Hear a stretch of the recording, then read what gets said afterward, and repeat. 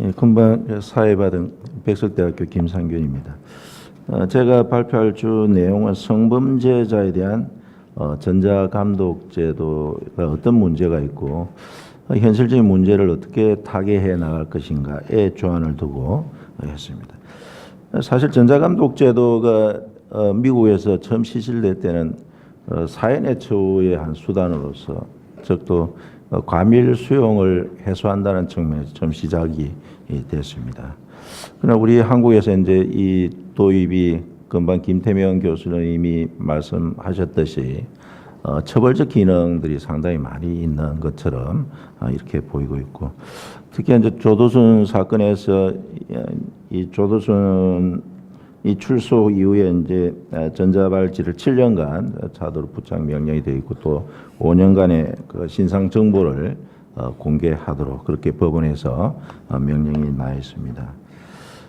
사실 제가 이제 이 핵심은 단순히 성범죄자라는 것이 전자감독 제도를 통해서 얼마나 재범이 방지가 가능할 것인가에 대한 문제의 출발이 있는 것 같습니다. 왜냐하면 다른 범죄와 달리 성범죄자는 단순히 그 성적 충동 이외에도 심리적인 문제, 또 생물학적인 문제 등 성범죄의 내적 원인으로서 다양한 문제들이 단순히 전자감독이라는 이 방법으로 얼마나 재범 예방이 가능할 것인가에 대한 고민이 이 전자감독 제도의 시행에 있어서 여러 가지 논문을 쓸 때 좀 주안을 두고 말씀을 드리고자 이렇게 합니다. 첫 페이지 서론 밑쪽에 보면 법무부에서 이 전자감독 제도의 효과에 대해서 몇 가지 쭉 적어놨습니다. 보면 약 한 제도 시행 후에 7분의 1 내지 8분의 1이 성범죄의 이 동종 재범이 줄어들었다 이렇게 말씀을 하고 있는데, 사실 숫자로 보면 많이 줄어든 것 같죠. 그러나 지금 전자발찌를 착용하고 있는 성범죄자인 경우에도 동종 재범이 약 한 2% 정도 되는 걸로 최근에 발표가 되고 있는데, 100명 중에 한 2명이 하면 사실 적은 숫자 같이 보이지만 국민들이 느끼는 범죄에 대한 불안이나 여러 국민 정서로 보면 2명도 상당히 적은 숫자는 아니다 하는 그런 관점에서 전자감독제도 문제점을 우리가 지적해 볼 수 있지 않을까 이런 생각이 듭니다. 그래서 사실 전자감독 제도에 대해서 미국의 입장에서도 전자감독 제도가 얼마나 재범 방지와 관련된 실효성이 효과가 있는 것인지, 또 전자감독 제도를 시행함으로써 실제 재범을 억제하는 데 그 효과가 있다, 또 이에 대한 여러 가지 단점들을 지적하는 그런 그 연구들이 많이 있습니다만은 현실적으로 이제 우리 한국의 경우에는 이런 그 출소하는 성범죄자들에 대한 전자감독 제도의 뭐 실효성을 확보하기 위해서 다양한 우리가 그 문제점을 지적해보고 또 그 개선 방안을 연구하는 것이 현실적으로 하나의 형사정책적 관점에서 대단히 중요하다 이런 생각이 들고, 특히 범죄 예방이라는 것이 단순히 여기 쭉 뭐 우리가 성범죄자에 대한 그 범죄 발생 비들을 쭉 소개하고 있지만 실제 형사정책의 어떤 그 긍정적인 결과를 범죄의 수가 줄어들었다라고 해서 그 효과가 달성되었다 이렇게 할 수 없을 것 같습니다. 왜냐하면 범죄 예방의 궁극적인 목적이 국민이 범죄로부터 피해의 두려움을 얼마나 덜 느끼는가, 또 안전하게 사회생활을 할 수 있는가 하는 것들도 형사정책에 바라는 중요한 포인트이기 때문에 그런 것 같습니다.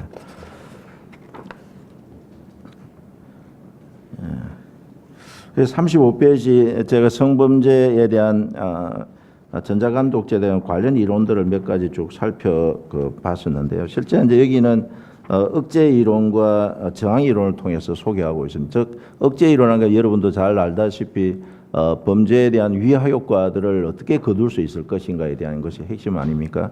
그래서 전자감독제도가 그 억제 이론의 한 틀로서 그 효과를 발휘할 수 있을 것인지에 대한 연구의 결과들이 뭐 아까도 설명했듯이 나누어집니다만은 전자감독 제도를 좀 더 효과적인 방법으로 이용한다면 처벌의 하나의 위화 효과로서 범죄 예방에 많이 기여할 수 있을 것이라는 그런 생각이 들고요.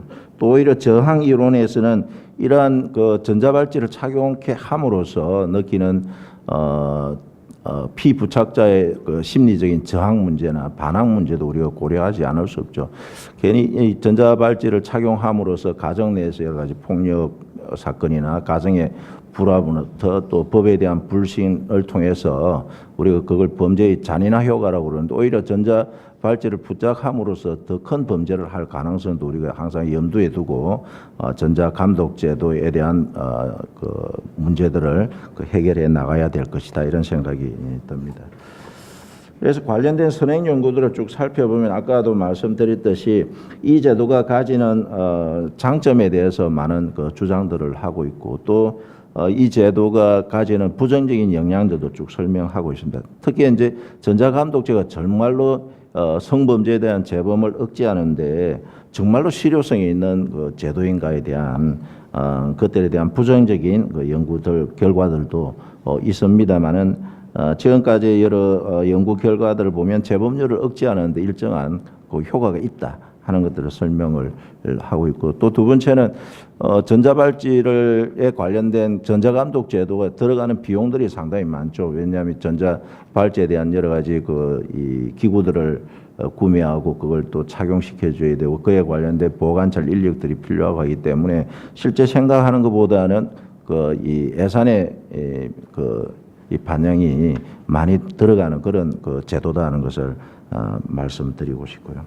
외국의 전자감독 제도를 살펴보면 아까 미국에 대한 예도 살펴봤듯이 이 전자감독 제도가 적극적으로 활용되게 됐던 것은 이 제시카에 대한 법이라고 그러죠. 아동 성폭행범에 대해서 일정한 실형 이후에도 사회 내 처우의 한 일원이지만 재범을 억제하는 그런 하나의 법으로서 전자감독 제도가 적극적으로 시행된 적이 있었고요. 영국 같은 경우에도 그의 아동에 대한 이 성폭행 범죄가 하나의 계기가 되어서 전자감독 제도가 시행되었다는 것이고 독일도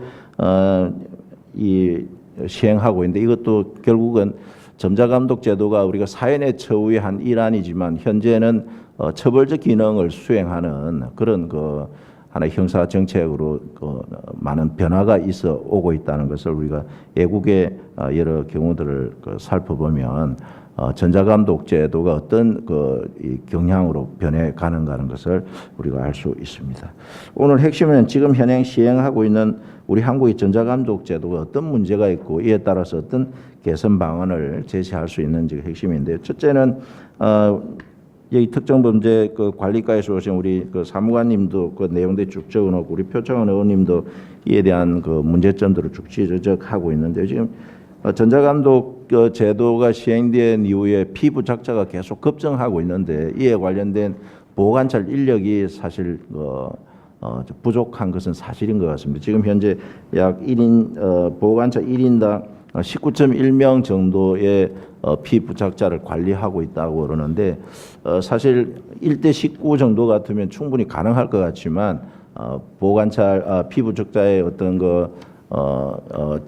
주거지의 여러 가지 다양성이나 또 그에 대한 관리 감독을 위한 여러 가지 또 부차적인 업무를 수행하다 보면 이 인력으로서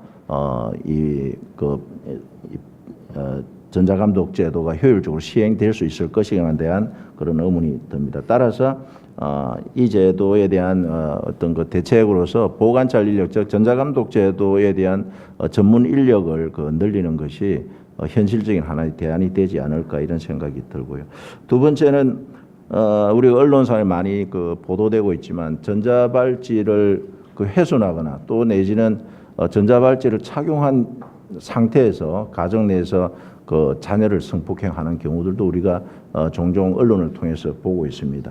이렇게 전자발찌를 훼손한 이후에 일어나는 여러 범죄 문제에 대해서 우리가 어떻게 효과적으로 대응할 것인가. 핵심은 전자발찌 훼손 이후에 다시 성범죄를 하거나 범죄를 하기 전에 그걸 근거하는 신속한 대응이 대단히 중요한데 이런 문제에 대해서 우리 이 법무부 보호관찰과에서 이런 문제에 좀 더 관심을 가져야 될 상황이고요.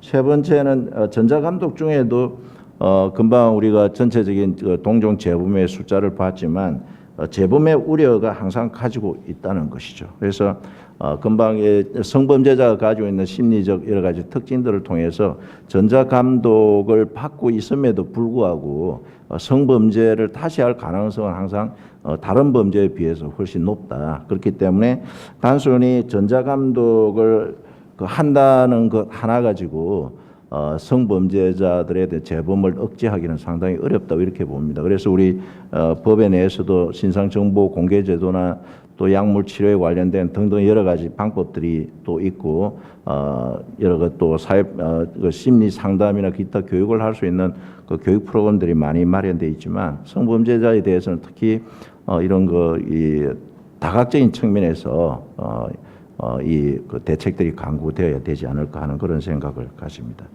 네 번째는 성범죄자에 대한 재범 위험성에 대한 평가. 물론 판결 전 조사나 청구 전 조사 시에 이 조사를 하시는 그 보호관찰관 분들이 그 임상 심리나 또 범죄 심리사나 기타 여러 가지 경력을 전문적인 경력을 가지고 있는 사람이 재범 위험성 평가를 하지만 지금 그 청구전에 2016년도 기준으로 거의 2,800~900명의 전자발찌 착용자들이 있다고 그러는데 청구전에 있을 이런 검찰이나 법원에서 이 판결 내지 청구전 조사가 얼마나 실효성 있게 조사가 되고 있는 건지에 대해서도 상당히 의문을 가질 수 않을 수가 없습니다. 왜냐하면 실제 이게 재범의 위험성이라는 것이 너무